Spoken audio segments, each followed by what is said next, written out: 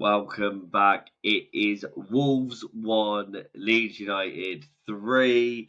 3 points away from home. Craig, how we doing, mate? So happy.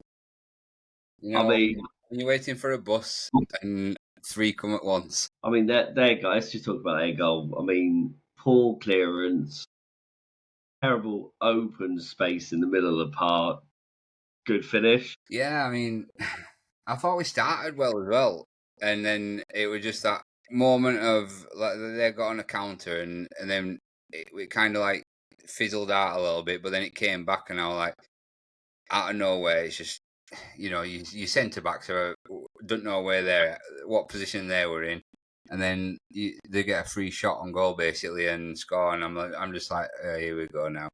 And I was a bit distraught because I thought there's no way coming back into this from the amount of attacking threat you know that we've had for the last few games. I thought there's no way we're going to get back into this. They're just going to sit back and make it difficult for us. But no, because they needed 3 points, and I thought that's what would happen. But no, they kept coming, and it opened space up for us. And I thought we were a better side then in the first half. After that, I thought we responded really well. I think took control of it really, really well. I thought definitely just like build up play was a lot better. We did have some chances, but like half chances. But then obviously Bogle doing Bogle things with a beautiful weighted cross. Apparently it was a deflection, but regardless if it was or wasn't, he put the ball in, pinpoint, and then Dominic Calvert-Lewin with a header of all things in the back of the net. And keeper should have done better, but we're focusing on the lead side of it. It was a cool finish. And there's a stat that every time a Dominic has scored for Leeds United, we are unbeaten. I think it's 8 wins, 1 draw. So make of that as you will. What was your thoughts on the goal? Well, the better stat is the first time in Leeds history is that 3 new players have scored on the debut All in right. the same game. But anyway, yeah, the cross from Bogle. I hope he's all right. I know he went off injured, and I hope he's good because we need him at next year's World Cup. So with crosses like that, that's what we need. But yeah, that cross.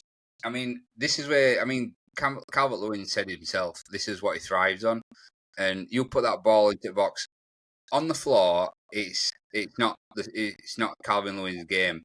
In the air, Yeah. he's going to win them all day long, and you've got more of a chance to score. And yeah, pinpoint right in between the defenders as well, and just it was a good finish because it's pretty hard to guide those headers in, and yeah, brilliant. Yeah. I still stand by the keeper should have done better, but then, you look at the positioning for the second goal, and this is what I mean by you got to have a decent keeper to stay in the league. And obviously, we'll touch upon it in a bit with Darlow, but that free kick from Stach, oh my God, top corner. Like I said, the keeper was right near it anyway, but the fact that he's managed to get it in as well. And another stat, because you've just topped my stat, is that it's today was the first scored by a Leeds player away in a Premier League game since Ian Hart, a free kick that is, when we beat him 3-2 in 2003. Yeah, it's been a long time coming since we've scored a free kick anyway, But what a free kick it was. You could say it were worth waiting for because I don't think any keeper would have stopped that though. To be fair, it were a bullet and it right in the top corner. It was such a good finish. But yeah, I can see now why Stach's on set pieces when he does that. He were actually beating the first man as well today, so maybe he's just had a few off games of finding his feet. The thing is, that's one of those things you're finding your feet. It's a new league. It's a new ground, stadium, the ball, and all of this malarkey. I still want him in the middle of the pitch or in the middle when we're having corners, but I don't mind him doing free kicks. Yeah, but the only problem is the only problem is, as Leeds fans, when you see something like that, we're going to now expect that from him every single time, and it's not going to happen. But it would be nice if it did. I mean, it's good that he was in my fantasy football team because he also got an assist. I mean, I was this close to putting him as my captain, and I wish he had, because he set up the third goal, which was Okafor, mate. Took me through it. Oh yeah, another good weighted ball. Okafor through, and finally this time he did get the better of the defender, and beating him for getting in front of him without the defender coming back, catching him back, and then good finish, but below in the bottom corner. You can't ask for more than that. These are what you expect, but it kind of like glossed over, I'd say, an average performance from Okafor before that, like up to that point, because yeah, you were trying and you were doing some good stuff, but I thought sometimes they were trying a little bit too hard to get around defenders instead of just like being the ball off or doing something easy. But yeah, it were a brilliant finish, and I'm so glad that because it'll give him the world of confidence, like getting them goals, and it'll make them, maybe it'll improve them for the upcoming games. They'll get more confidence from it. So yeah, and it's like I say, Calvert-Lewin, that it's going to do it world of good, and Yeah. like as much as what people want to say about him, it's like, yeah, we got him on a free and we didn't get that marquee signing that people wanted. But if Calvert-Lewin stays fit and he does that every week, you won't get a fit Calvert-Lewin for free, if you know what I mean. And we wouldn't have been able to get him if it weren't for his injuries and it weren't for what's been happening at Everton. So we're kind of like lucky to get a player of that quality. But I don't think we've had a player in that position that's been so good in the air, though, have we? For a long time. No, not for a long time. And with things, he's been getting the right positions the last few games. He's Yeah. just been, I want to say unlucky, but whether or not it is luck or match fitness or sharpness, he looked good today again, as like I said last game. But he holds the ball up well, and yeah, like you say, if you have a fit Dominic Calvert-Lewin that's firing on all cylinders, he's not a free transfer. I mean, you look at a few seasons ago when Arsenal were linked with him for like 40 million. Yeah, So you can see why he's got the quality. There were a bit today what I liked about him as well, and this is gonna it's gonna endear him to Leeds fans more. The bit where he is having a bit of a tussle with Mosquera, and then he gets a free kick out of it because he winds him up, and then he gets the push in the back, which is what he's waiting for, and went down and got a free kick. So there's that side of his game as well. He's smart, but apart from like that, you get your touch, you get your finish, you get your sharpness back and your fitness. But it's quite a new forward line, isn't it? So they're learning where each of us going to be. Because like Calvert-Lewin said himself after the game, he's got like ball came to the back post, he went near post, and then next one he went back post and it came to the near post. So he says, but where he's most dangerous is when it's in the air, and that's what I want to see. Crosses in the box, just cross it in the box. It's as simple as that sometimes. yeah, I mean, we had a few in the first half that were along the floor that wasn't great, I'll admit, and then second half was a little bit more difficult in terms of how much possession that Wolves had. We were a lot more calm and solid. Yes, we were open for the first goal, and yes, it was shocking from the mid and the defence. But after that, we were actually really solid, compact, absolutely shone in goal today. I mean, there was a save that apparently was like a push in the back or something, so we got the free kick or offside. I don't really know which was what, but he saves it, and then next thing I know, we're getting a free kick or goal kick. But so it didn't really count as a save. I mean, what did you make of him today? It was fantastic. There was even better save that came. There was a shot that came in, and I thought this is going in because he hit it quite hard from just inside the box, and he just got down to it and just stopped it. And I was like, oh, that. Yes. It's those moments where when last season before Darlow was in the nets, those kind of shots. You're thinking this is a goal, right? But yeah, it just makes you feel safe. Like if someone does get a shot off, he's got a good chance of saving this, or he'll pull off a save. And for me, at the minute, I can't see when Perry comes back. I can't see where Perry just walks straight back into it. Because if he carries on this form, because same form as he had against Fulham, it was brilliant against Fulham.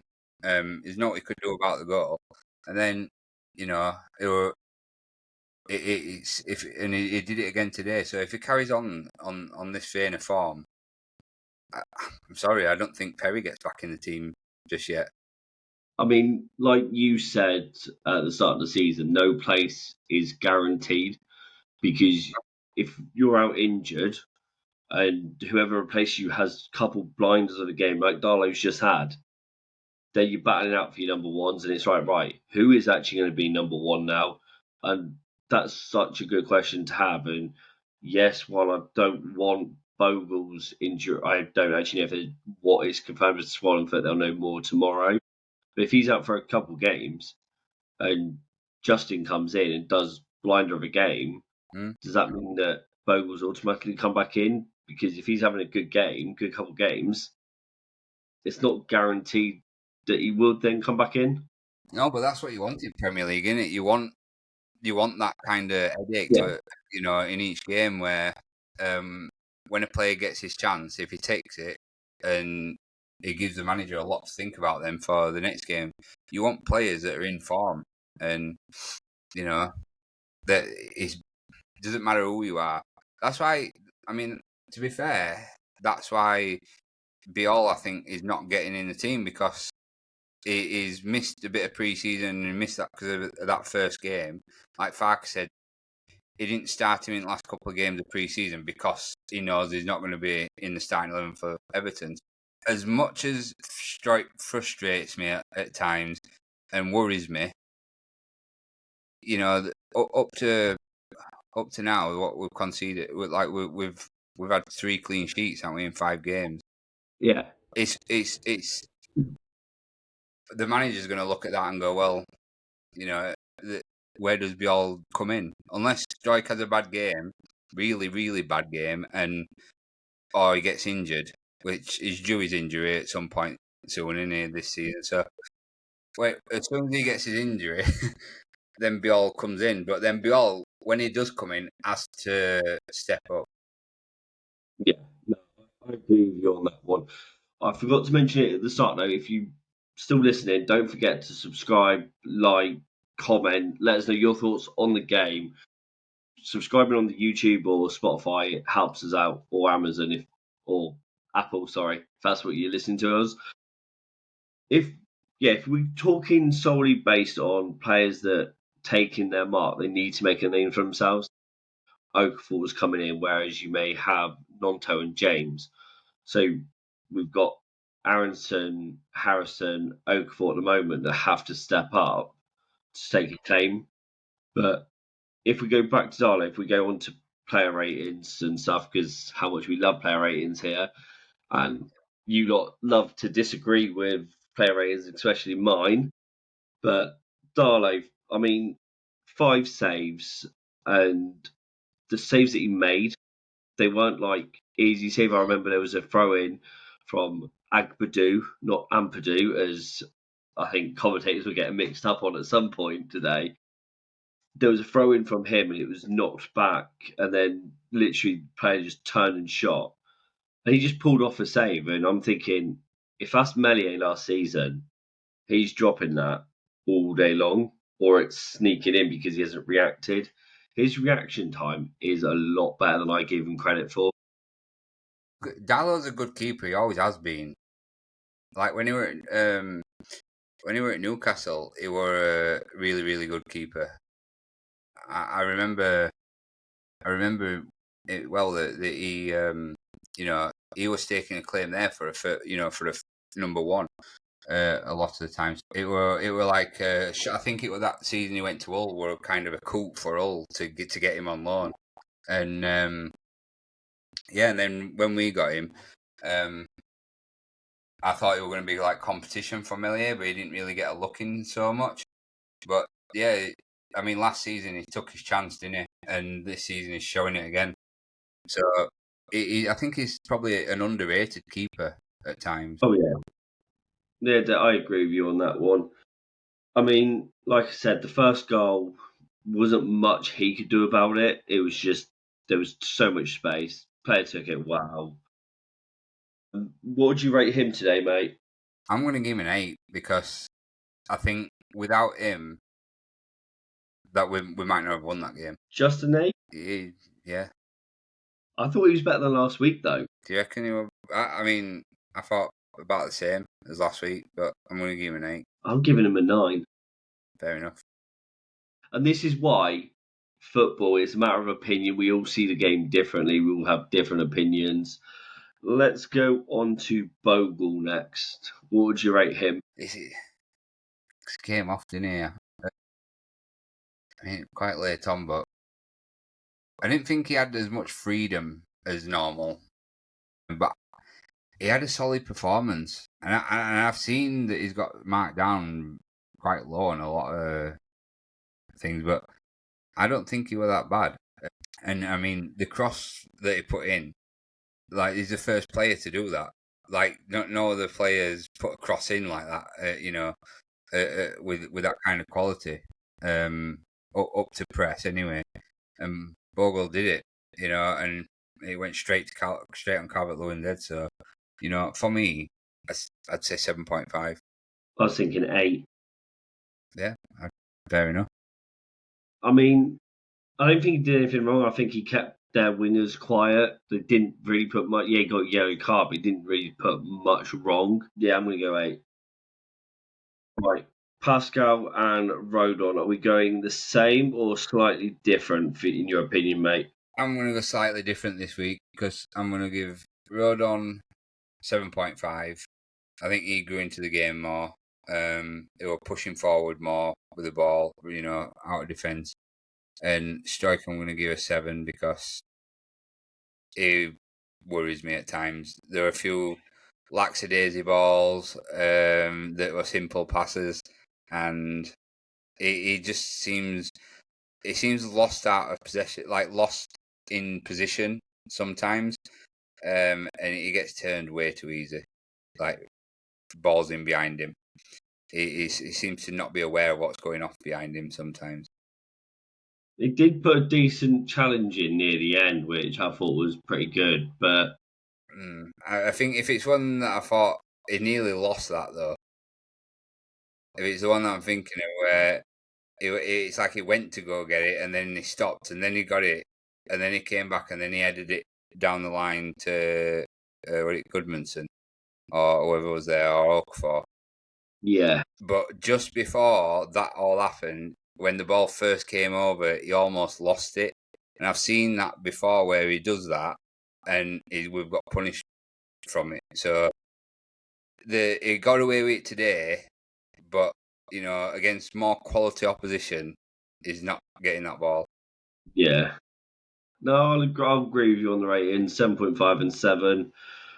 Right, let's go on to what could potentially be the shout for man of the match, Goodmanson. What did you make of him today? Fantastic again, isn't it? It's good to have a solid left back. I mean, I loved Firpo, but Firpo good at one thing, and that was, playing wherever he wants. Firpo weren't just your left back, whereas now I feel like we've got a solid left back, like the days of Ian Hart, Tony DeVigo. We've got a good left back that likes to bomb forward. He likes to be so good at doing everything. Yeah, and it's really calm under pressure, and I like him. So I'm going to give him an 8.5. Oh, the wet thing is, though, him and Stach have got such a good link up on that left-hand side. So when Stach comes over, they pass it interchange with each other. He gets forward when he has to, defends brilliantly as well. See, he's better than Bogle, and I've given Bogle 8.5. So I'm going to give Goodmanson a 9. I just what he brings, and I know that we spoke at the start when we done the prediction show, who could be our signing of the season. There's a shout for Goodmanson at the moment. I know it's only early days. I get that, but when you look at the combined season, obviously when we look at player ratings and stuff like that, he's not really put a foot wrong. Yes, I know the own goal last week, but that was more of a fluke. I don't think that was. But yeah, I mean, like you say, it's early days. But if every player plays to this standard, what they have done for the last 2 games, we're going to be fine. Yeah, definitely. Let's go on to Longstaff next. What do you think of him today? He does a lot of the work, doesn't he? Like, I think it's same as what Newcastle fans said. You'll not notice what he does. It's like what Gruev were like for us last season. He just goes about his business and does what you like. All of a sudden, we'll win the ball, and then we're bringing it out of midfield, and like we're on the attack, and then you think, and then you look back and go, "Who's just won that ball? Oh, it's Longstaff." He's so good. It's a nice headache to have. You've got Ampadu, you've got Longstaff, you've got Stach, you've got Tanaka to come back, you've got Gruev still. It's a solid midfield in it, and it's a lot of competition there for starting. For people to start. And like I said, like you keep touching on that, I said at the beginning of the season, which I got slated for, that players are not guaranteed starting positions, and it's shown because as soon as Tanaka's got injured, these are players who come in and took the chance. And now Tanaka's not getting back in the team. Well, not just yet anyway. But yeah, who knows for the next game or the game after? We'll see. But yeah, it's competition. And for me, give him an 8. Yeah, I mean, he made up this is on Who Scored. He made the most tackles for us in the game, 6. So he breaks down that midfield, and you may just think, oh, he's having a quiet game and get him off and stuff. But when you actually look at, like you said, the tiny little bit of details, who's winning the ball back, who's harassing the player, it's Longstaff. And again, like you say, is very similar to Gruev in that sense that he goes under the radar massively unless he's scoring or assisting, which I understand a lot of people do look at. Well, he hasn't scored, he hasn't assisted, so therefore he can't be that good. But if you're breaking up play in that middle, making the tackles that then can lead to a chance or it winning possession back. He's giving us the opportunity though to do that, and it does get on the end of stuff where he's on the edge of the box. Like he does arrive in that box late, and there was a shot I think Ampadu had from about 25 yards that I wish Longstaff was the one taking that shot sometimes because Ampadu's not the most accurate from long range. We've seen that in the past, and but Longstaff's got a good shot on him, which again it's another underestimation about his what he's got in his locker. But I mean, he did have a shot, but it was near the end of the game or something like that, and it was a tame effort straight at keeper. Yeah, it was his left. Yeah, I think obviously if you've been playing that long, he's obviously worked his socks off. So it was one of those half attempt kind of things, but yeah, it was still a shot on target though. So he's still making that effort. And had that been in the first half, he probably would have hit it with a bit more power. Who knows what would have happened? Yeah, I didn't expect much from that because I saw it come up, he hit it with his left foot, and I thought it is hard to generate power from your weaker foot, like from that kind of position. But unless it's on like an half volley or something like that, where you can actually follow it through. But yeah, it's I'm not going to blame him too much for that. But yeah, it is such a good player to have. Yeah, I'm also going to agree with you as well with an 8. I think I might be a little bit too harsh in not going 8.5. But let me know in the comments, guys, if you agree or think it should be 8.5 or whatever. Ampadu next, mate. I mean, just absolutely solid again. And it's that whole, like we've been saying, can he step up in the Premier League? He's done it before. I don't Yeah. get people like it's like he's not new to the Premier League. He's always played at the top level. The only time that he's not played at the top level is when he come to Leeds in the Championship. He's played at the top level every other season. Yeah, he's got relegated from teams, but then he's come up. I mean, I wouldn't. Chelsea, where did he go after Chelsea? Sheffield He was United. on loan, wasn't Yeah, he's been on loan a couple of times, but the teams that he's been, he went at Sheffield United, wasn't he? Premier League. he? Yeah. Is that the only one that he's been in the Premier League? And then he were on, yeah, and then he went to Italy, I think. Yeah, he was at Italy, but again, I think he got relegated there as well. Yeah, but he was in Serie A. Is what I'm saying. Yeah. He's played at the top level all the time. He's not been like League One, League Two, unless maybe when he were on loan in his early career. When he was really young. He's always played at the top level. He's a really good player. It's for us, for me anyway. There's a reason why Farke loves him as as his captain, and he's like, for me, he's like the engine room of Leeds. Yeah.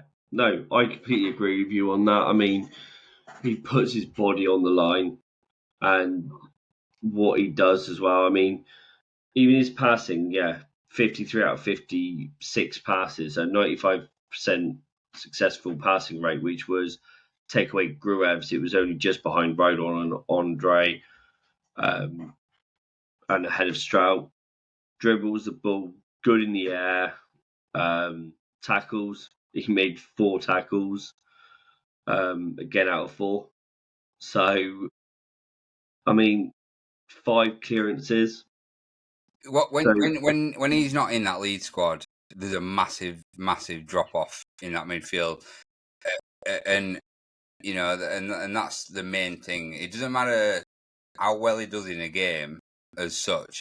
There's just a massive drop off in our performance completely. The whole team seems to not perform as good as when Ampadu's here. It don't even matter if he has a good game, even if he has a bad game. The whole squad plays better when he's there, and I think it's his leadership that that does that, and his competitiveness. It shines through. But for me, yeah, I'd probably give him 0.5. I want to say an 8 because I don't think he were amazingly much better than Longstaff, but he was a little bit better, if that makes sense. I don't know if it warrants a full half a point more, but no, I'm only going to give him an 8 myself anyway. Again, doesn't put anything wrong, really. no. Well, like I said, I think it's the reason why we came back in that game, I think, is because of not the goals. It's because of Longstaff and Ampadu. I think they're the ones that drove us and kept us going after that goal. Yeah. Touch upon Longstaff, he also didn't track his man back for the goal as well. So in that sense, Ampadu gets a slightly higher rating, but again, I don't think it warrants it full half a point. But the main man in the midfield with a goal and assist, he also tackles as well. Clearances, I mean, Anton Stach. They were everywhere today, weren't they? They were everywhere and did everything that you need him to do. So it's like Tanaka last season when Tanaka first got into the team. Yeah. It just reminds me that when he first got into the team, we were all like, "Wow, what a player we've just signed." And Stach's the same today. Yeah, he's not been great for a couple of games, but when he's on it, I don't think there's much better. He's such an, I don't know if this is the right word or not, but like an unconventional player. Like when you look at him play, and how he passes the ball, how he runs with the ball. It doesn't look like your typical footballer run, but the way he does it works. Like the way, especially for Okafor's goal, where he just picks it up and you think, right, 4-on-3 here, make the right pass. We've seen it so many times, not just for Leeds, but for other teams as well, where they play the wrong ball. The weight of the pass was beautiful. Yeah. Maybe watch this podcast last week when I said to him that he makes the wrong decision. He gets in those good. He gets into those good positions and doesn't either makes a wrong decision or the pass is not as good as what it should be. And this week he stepped up and done what I asked him to do. So you're taking credit. Yeah, I'm taking credit for that. So I'm going to give him a 9.5. I mean, and to score a free kick like he did, I mean, that top draw. Because before that, when they set the ball down, I was thinking, who's going to take this? Because they're taking the time, and it's all going to be for nothing anyway, because we don't score free kicks. So just get on with it. And then when I saw that you got Stach and Goodmanson, I thought, well, which side is this going to go to? And when I saw when the ball just went, as soon as it left his foot, I thought this is in. Yeah, I mean, I could just watch that free kick back over and over again. It's even better when you watch it from behind Stach and you just see it bending.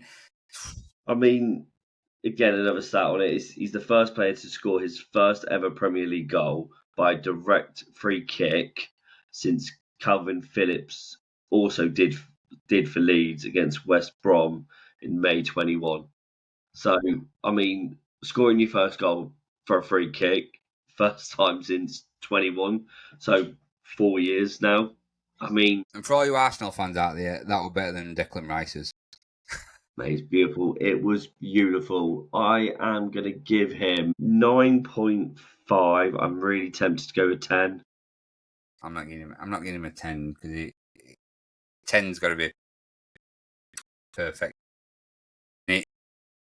It's still not the polished article yet. But No, I'm not saying it is, but yeah, 9.5. I'm gonna, 9.5 as well. Right, let's go on to a man that is dividing a lot of opinions online. I will say this, Brendan Aaronson, Mr. Shimmy. I put a post out saying who got man of the match on the Facebook account. Few people have said Aaronson man of the match, worked his socks off, all of this. And then other hand saying that he's woeful, why is he in there, he's useless. And the same on TikTok as well. But Craig, let me hear it. I get why he's in there. He does work his socks off. You know, I can't knock him for that. That's one thing you can't knock him for.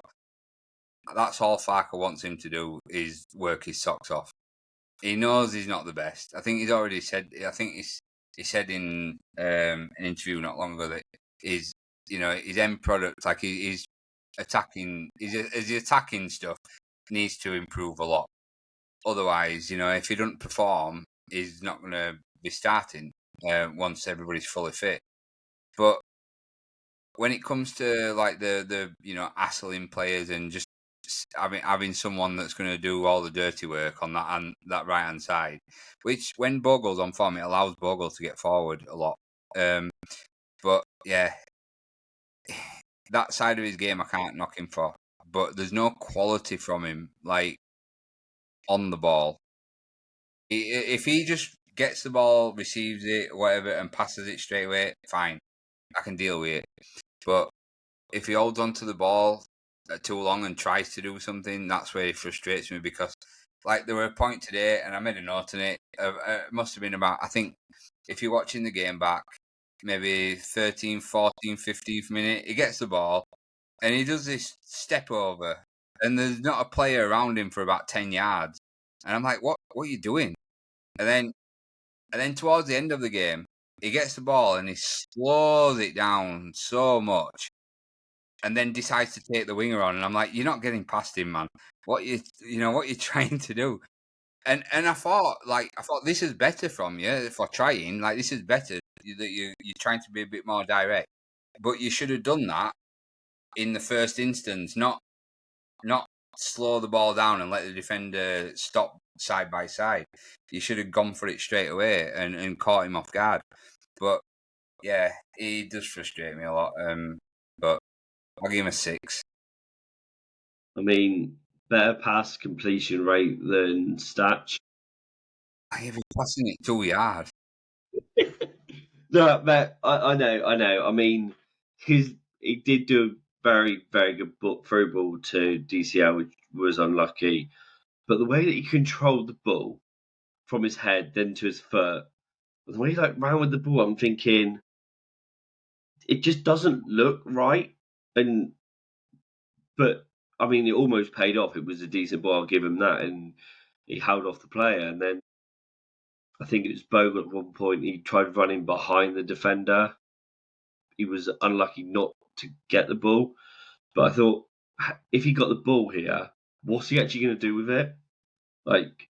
Because he's right by the byline, is he going to cross it? Is he going to try and win a corner out of it? It just, I don't know. It's just I think not a conventional player. It's just not. the thing for me with Brendan is if he's got space to run into and he's got time, he can look good. Like, he can look like a decent player.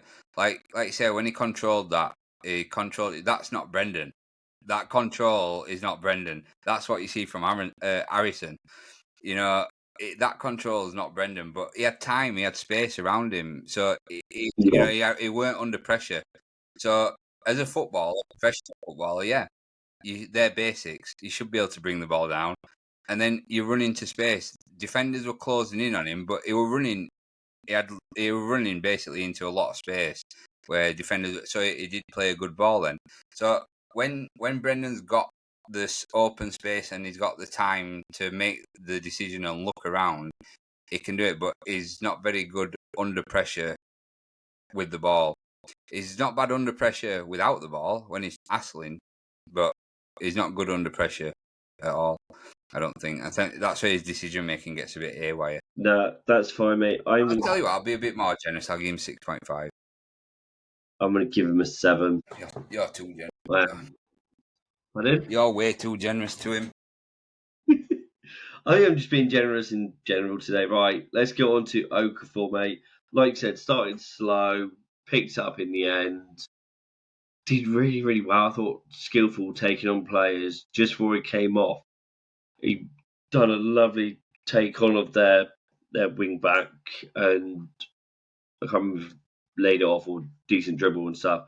What did you make of him today? Yeah, I think he grew into the game. It was frustrating me a lot at the beginning because I thought he was trying too hard to, take players on and not having much luck with it. But he kept at it. So fair play to him. But I think once he gets used to playing in the team, and Farker will drill it into him, as well as like players like Ampadu and stuff. They'll drill it into him that it's more of a team game and not an individual like for performance from him. Because Farker is not big on individuals, like trying to take the limelight kind of thing. The team comes first, and I think once he gets that in his game, you can see there's a player there. But the fact that I don't think he's had much game time, like full 90 minutes, has he, for a while. It's gonna take time, and this is his favoured position. Like he said, the reason why he wants to come to Leeds is he wants to play on the left wing, rather than that second striker. Yeah, I can see that it will be an asset once he gets going. And you saw glimpses from it again today, which we saw glimpses at Fulham, and now we saw glimpses again. And each time it's slightly better. I'm looking forward to seeing him halfway through the season when he's fully fit and fully firing. What are you going to rate him? I'll give him an 8. Yeah, I was thinking exactly the same, mate. That's perfect. Took his goal. Right, beautiful finish. Right, Dominic Calvert-Lewin, decent goal, good hold-up play. What would you rate him? Mate, I'll give him an 8.5. I'd be even tempted to give him a 9 because it was fantastic today in my eyes. You know, it winning headers, hassling defenders. I know a lot of people. If his name weren't Dominic Calvert-Lewin, everybody would be loving who he is today. I'm giving him an 8. An 8? You didn't think he was that good? No, I thought he was good. I just didn't think he justified a 9. I'd say 8.5 or maybe a 9, but yeah. I thought he ran that show up front. Yeah, he definitely played well, but I'm only going to give him an 8. Fair enough. So, see, this is what I mean at the beginning. Everyone sees the game differently. Like, I give Bogle 8.5, you've given him an 8. I give Dominic Calvert-Lewin an 8, and you give him 8.59. So, again, it's one of those things. Because I thought you were better than Okafor. I'd say about the same, in my opinion. But let's go on to subs quickly before we wrap it up. Jack Harrison, mate. Tidy. 6. Yeah. 6.57. I was thinking 7. Yeah. I thought he came on, defended well, looked good at going forward on the little that we actually did have in that second half. Didn't put a foot wrong. And he is a good player regardless of what you think of him. Yeah, that's what I mean. He got. I was wondering what he was doing, but I thought it was a bit too early to slow the game down. But he got the ball and he had loads of space to run into, and he was just trotting along with it. And I'm like, "What are you doing? Like, you can run faster than this. Like, he's not the quickest of players. No, but I thought you can move faster than this. Like, this is not." And I think he was just slowing the game down, like, you know, just taking the pace out of it, because there was no need to attack anymore.